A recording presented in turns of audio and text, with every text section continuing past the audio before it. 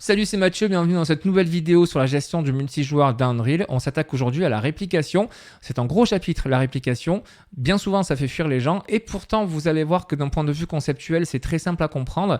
Et d'un point de vue code, c'est pas si complexe que ça, même si bien évidemment, comme à chaque fois, ça va demander que vous fassiez des exercices, que vous vous entraîniez pour vous confronter à plein de situations différentes, même si je vais essayer de vous en montrer bien évidemment un maximum dans le cadre de ce tuto, des tutos à venir et de mes formations multijoueurs.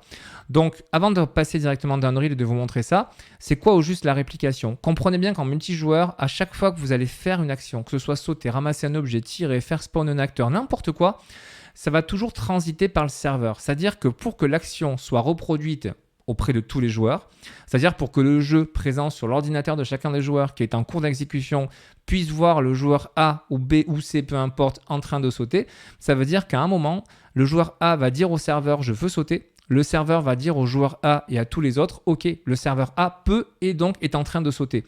Et du coup, sur tous les clients, on verra le joueur sauter. Et ça, c'est valable pour tous les événements qui vont se passer en jeu, avec la petite particularité, c'est que certains événements vont être reproduits sur tous les clients et d'autres événements peuvent être reproduits uniquement sur un client en question, sur un joueur en question. Donc, on verra un petit peu ça. Pour ça, on a une gestion des événements d'Unreal qui peuvent être exécutés soit sur le serveur, soit sur le client qui demande, soit auprès de tous les clients. Bon, on va voir ça dans un instant. Du coup, je passe dans Unreal. On est dans notre map de jeu ici. Je vais la rescale un petit peu à 3 pour avoir plus d'espace de jeu. Je ne sais pas du tout ce que j'ai scalé précédemment, mais c'est pas grave. Et je vais passer mes lights aussi en movable de façon à ne pas être embêté par la suite. Mais ça, voilà, c'est vraiment pour avoir un univers. Et j'enlève ma réflexion capture pour avoir quelque chose de plus, de moins brillant, entre guillemets, pour pas se péter les yeux. Ok. Donc là, maintenant, ce qu'on va faire, c'est qu'on va créer une première classe. Donc, je vais aller à la racine du projet. Je vais créer un nouveau folder qui va s'appeler Blueprint. Et ce dossier Blueprint, on va rentrer dedans et on va créer notre premier acteur qui va nous servir de test dans le cadre de ce tuto. C'est un nouveau Blueprint de classe actor et on va l'appeler BP_sphere qui va être notre premier élément puisque ça va être une sphère. Je la passe en plein écran, attention, cette sphère-là, c'est juste la représentation du default scene route.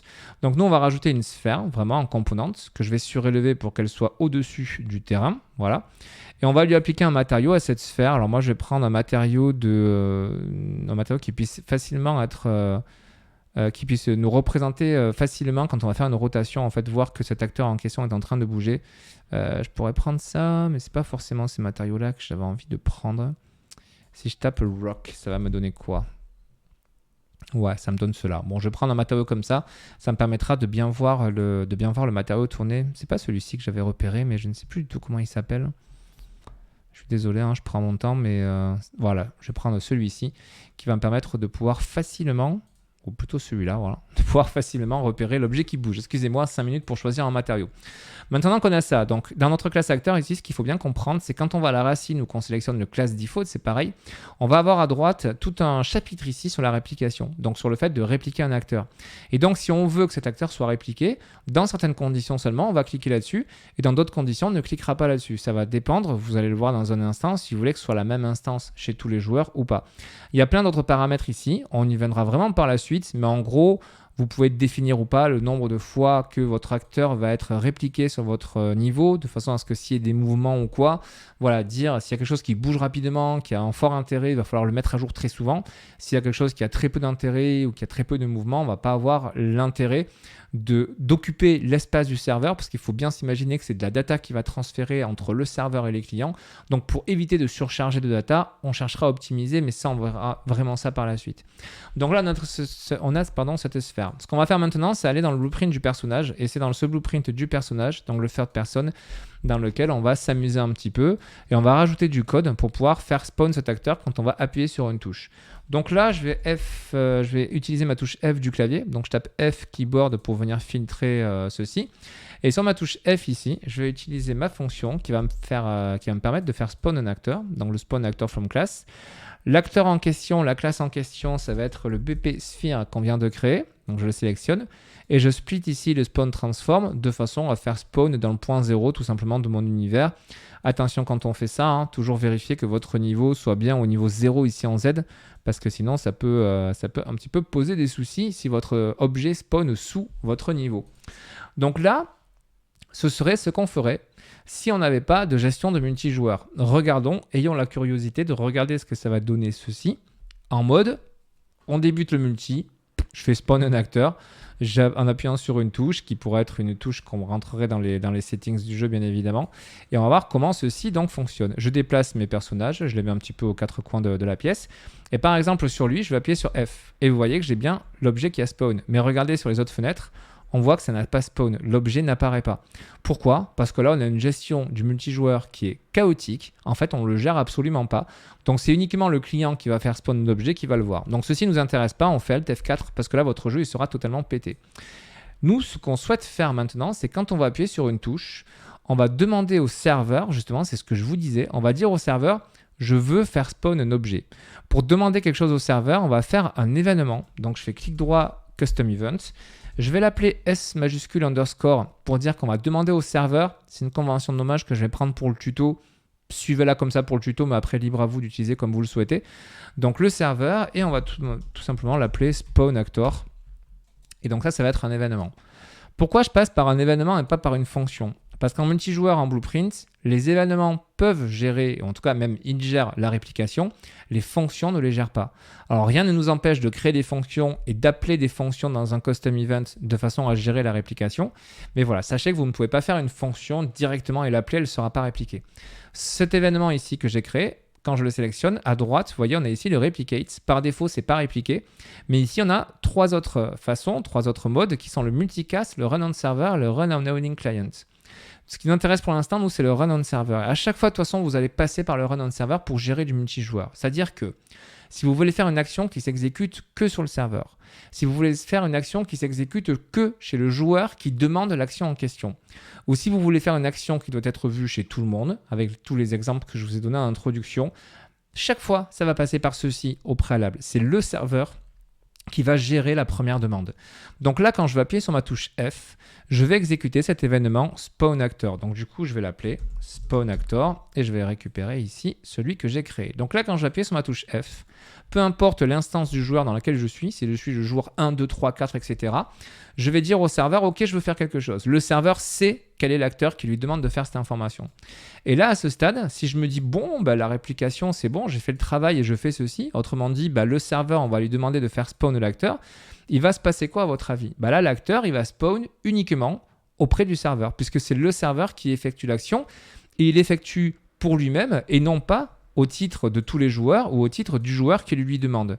Donc là, par exemple, si je viens ici, que j'appuie sur F, bah, vous voyez qu'on a un joueur d'ailleurs qui a sauté là-bas.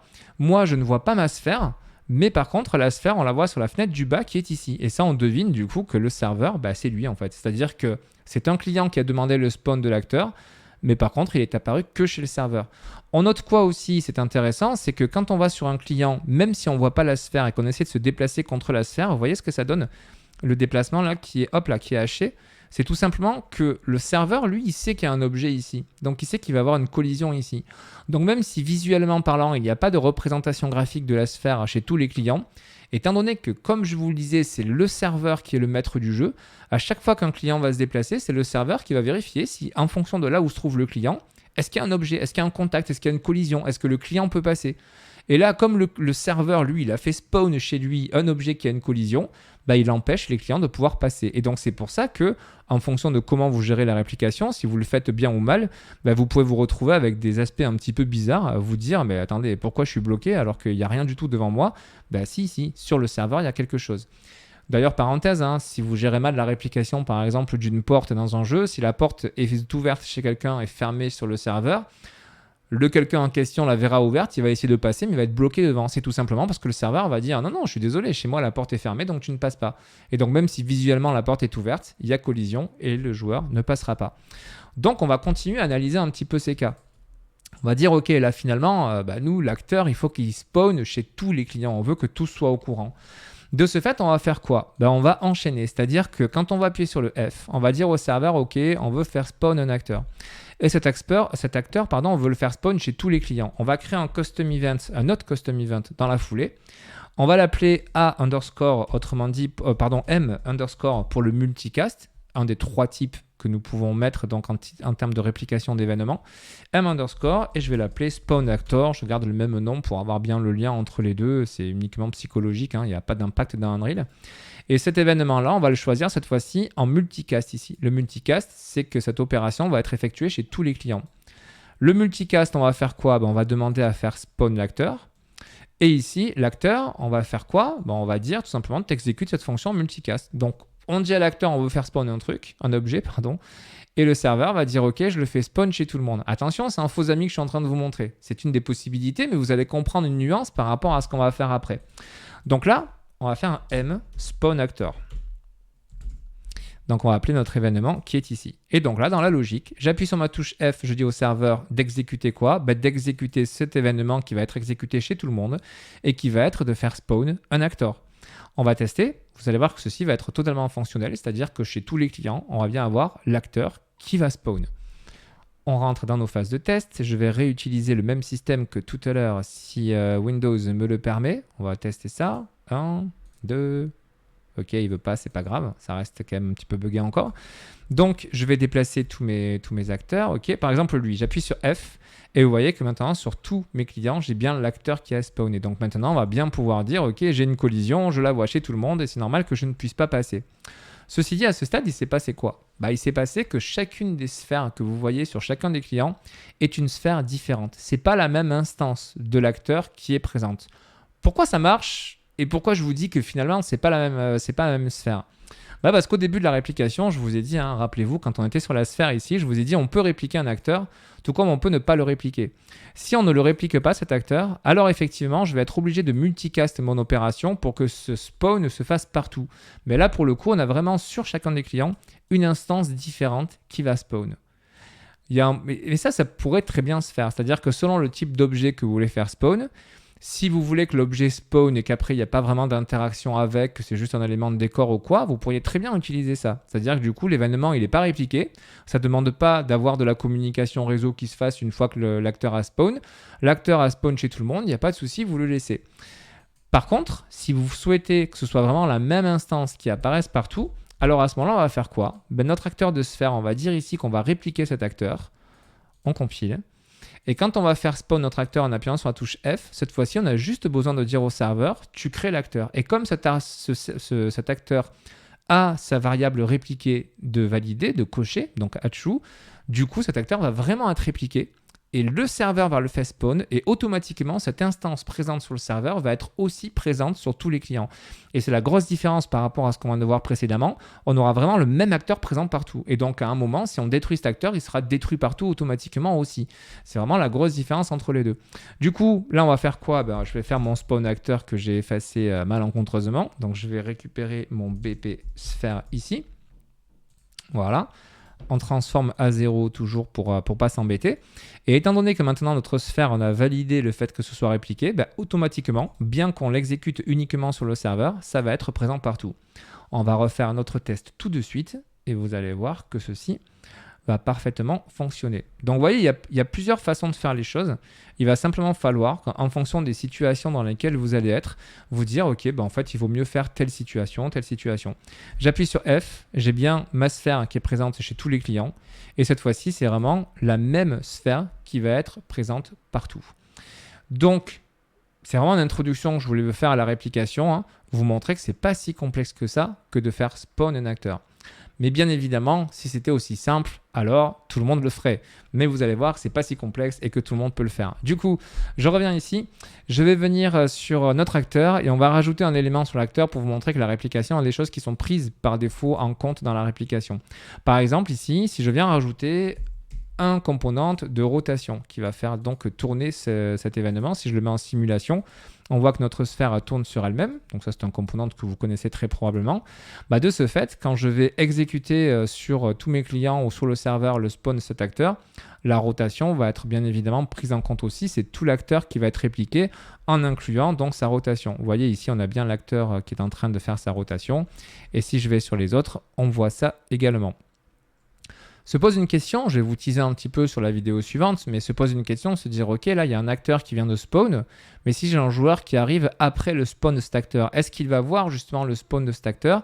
Vous allez voir qu'il y a une autre notion qui est à prendre en compte dans la réplication qui va nous permettre effectivement sur les late join comme ça, qu'on appelle, de pouvoir prendre en compte plein de choses qui se sont passées dans la partie et de mettre à jour ces informations dans un joueur qui va arriver en cours de partie. Ça vaut pour un acteur qui a spawn, ça vaut, comme je vous le disais tout à l'heure, pour un état de porte par exemple qui bouge ou qui ne bouge pas. Je vais terminer ce tuto par une autre partie, comme ça vous aurez vraiment pas mal d'informations et après libre à vous, vraiment je vous invite à faire des tests pour vraiment regarder tout ça. Là, on a vu que bien que l'acteur soit répliqué, on va rajouter une fonctionnalité. Et cette fonctionnalité, ça va être quand on va faire une interaction. Alors, je vais la mettre sur la touche C, par exemple, interaction. Donc, je tape C keyboard, je vais récupérer ma touche C. Vous avez noté que je ne passe pas par les inputs, parce que je suis en mode tuto et on va supprimer de temps en temps des choses. Mais on pourrait bien évidemment paramétrer dans les project settings une touche pour l'interaction. Et donc, sur cette touche, ce qu'on va faire, c'est qu'on va faire un sphere trace. Et ce sphere trace, il va nous permettre de tracer donc une zone devant nous pour pouvoir interagir avec cet objet. Donc là, même chose, je ne m'attarde pas sur la création de ce sphere trace parce que je pense que si vous en êtes là, normalement, vous connaissez ceci. Et si ce n'est pas le cas, je vous invite à aller sur ma chaîne, tout simplement. Vous regardez les playlists pour débutants et ça vous permettra de retrouver toutes les sessions que j'ai sur notamment toutes les fonctions de trace et qui vous permettront de pouvoir comprendre ce que je suis en train de faire, à savoir de tracer une zone devant nous sous forme de sphère qui va nous permettre de pouvoir interagir avec des objets. Et l'interaction avec les objets, elle va se faire ici. Et donc là, ce que je vais faire, je vais dire que quand je vais toucher l'objet en question, le hit actor ici, je vais lui ajouter un offset, c'est-à-dire je vais le déplacer. Je vais faire un add actor world offset. Donc je vais dire à cet acteur, tu te déplaces tout simplement. Je vais interagir avec toi, tu te déplaces. Et on va le faire déplacer de 50 ou de 100, allez, hop, 100 sur l'axe X. Donc c'est parti. Donc là, vous voyez, j'ai une interaction qui est demandée sur une touche de mon clavier. Je le fais en mode YOLO, entre guillemets, c'est-à-dire je me dis, bon, après tout, l'acteur, il est répliqué, donc à partir du moment où je vais bouger l'acteur, il va être répliqué de partout. C'est parti, on va faire le test, et vous l'avez compris, je vous amène droit dans un mur, droit dans un piège. La réplication va se faire uniquement, enfin, elle ne va pas se faire du tout, en fait. C'est-à-dire que la modification dans l'espace de notre acteur va se faire uniquement chez le client qui demande cette modification-là. Je fais spawn un acteur, on le voit sur les différentes fenêtres, l'acteur est présent partout. Et si je viens interagir avec, bim, je déplace mon acteur. Et vous voyez ce qui se passe ici. Sur le client qui demande actuellement la modification de l'espace, enfin la modification, dans l'espace de notre acteur, l'acteur se déplace. Et en fait, c'est tout de suite pété de bug. C'est-à-dire qu'on a le personnage déjà au-dessus qui reste présent sur la sphère, alors qu'on le voit à droite, sur la fenêtre de droite, que l'acteur lui-même se voit toujours au centre du niveau. Et puis, de façon générale, mis à part celui qui essaie de déplacer la sphère et qui voit la sphère changer de place, les autres voient toujours la sphère au même endroit. Et donc, c'est vachement problématique parce que ça veut dire qu'à un moment, on va avoir une gestion qui va être catastrophique de notre acteur. Vous voyez qu'ici, dans la fenêtre du centre, j'ai du mal à passer parce que le serveur, lui, il voit toujours la sphère au centre. Et donc, du coup, là, on a le bazar complet. Tout ça parce qu'une fois de plus, on n'a pas répliqué l'action. Donc, ce n'est pas parce que votre acteur de base a la case Replicate de gaucher que tout va être répliqué automatiquement par défaut par la suite. En fait, il faut faire quoi? La même chose. C'est-à-dire que quand on va vouloir déplacer l'acteur, quand on va appuyer sur notre touche d'interaction avec notre objet, même chose. C'est-à-dire qu'on va demander au serveur de faire l'action. Donc, on va créer un custom event, s_, et je vais l'appeler interaction. Lui, il va être répliqué entre guillemets sur le serveur. On demande au serveur de faire l'information. Et là, cette fois-ci, on va faire quoi? On va tester tout simplement. Et je vous conseille vraiment à chaque fois, quand vous vous posez des questions, de faire vos tests au départ parce qu'il y a plein de situations. Donc, quand on va appuyer sur la touche C, on va appeler notre événement S interaction. Et c'est le serveur qui va faire quoi? Qui va faire ceci. Donc, le serveur va lui-même dire, je prends l'acteur et je le déplace. C'est parti, on lance la game et on va faire nos tests. Et là, selon vous, quand on va bouger l'acteur, est-ce que ça va bouger pour tous les clients ou est-ce que ça va bouger uniquement pour le serveur, puisque c'est le serveur qui va demander l'information? Je fais apparaître l'objet, je vais interagir avec la bonne touche, pardon. Et là, on voit quoi? En fait, on voit que ici, ça ne bouge pas. Et on voit que côté serveur, je suppose, qui est là? Voilà. on voit que l'interaction se fait. Tout simplement parce qu'une fois de plus, c'est uniquement le serveur qui demande la modification. Donc même si l'objet est répliqué, pour autant après quand vous allez faire des modifications, certains types de modifications, il va toujours falloir forcer la chose et dire à tous les clients, voici ce qui est en train de se passer. Du coup, même chose. Pour que ce soit disponible chez tous les clients, on va venir ici, on va modifier notre custom event, on va en créer un autre, donc clic droit, custom events, même chose, on veut que ce soit présent chez tout le monde, donc m underscore pour le multicast, on va appeler le reste de notre événement de la même façon. Ici, on va le passer en multicast au niveau de la réplication pour dire que ça se passe chez tous les clients. L'événement de serveur ici, on va appeler l'événement multicast, donc m interaction. Et cette redondance, n'ayez pas peur d'elle, c'est tout à fait normal en multijoueur d'avoir toujours cet événement d'abord qui est appelé par une touche, par un overlap ou quelque chose comme ça, qui va exécuter un événement en serveur, qui lui-même va exécuter un événement soit en multicast, soit en owning client, qu'on verra par la suite. Et donc là, cette fois-ci, si on dit le serveur demande à tous les clients de faire bouger cet acteur de X, alors à ce moment-là, on aura l'information qui sera bonne. Je relance mon projet et on va voir un petit peu ce que ceci va nous donner. Hop là, je fais spawn un acteur. Je vais dépasser cet acteur avec ma touche C. Et là, vous voyez que chez tous mes clients, entre guillemets, on a l'acteur qui se déplace. Je vais le mettre ici au bord du précipice. Et vous voyez que dans ma fenêtre de gauche et dans ma fenêtre de droite, on a bien l'acteur qui a été déplacé.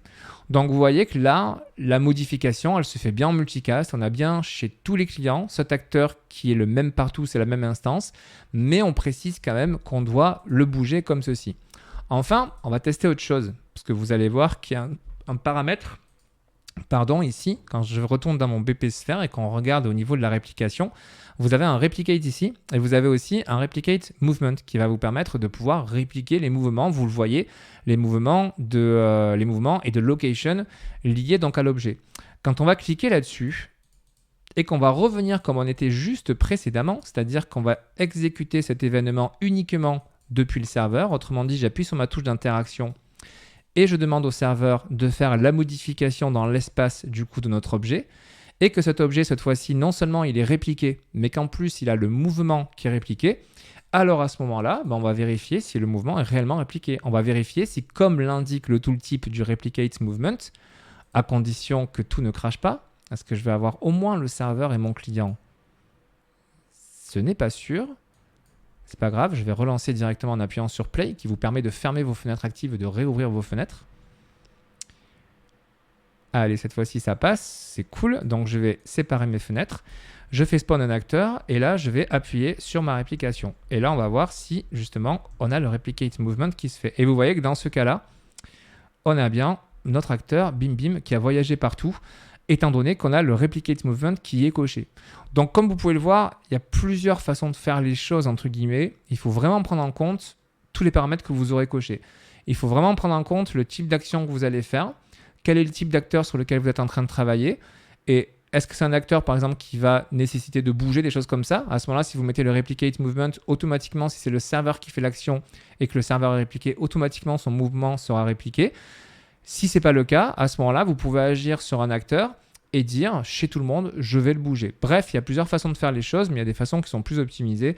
En l'occurrence, comme on vient de le faire ici, si c'est un acteur qui de base nécessite d'avoir du mouvement, autant demander le mouvement au serveur, étant donné qu'initialement, le spawn de l'acteur s'est fait lui aussi sur le serveur, donc c'est la même instance qui est présente partout, qui est répliquée. Il suffit de venir cocher le replicate movement et de faire cette réplication partout.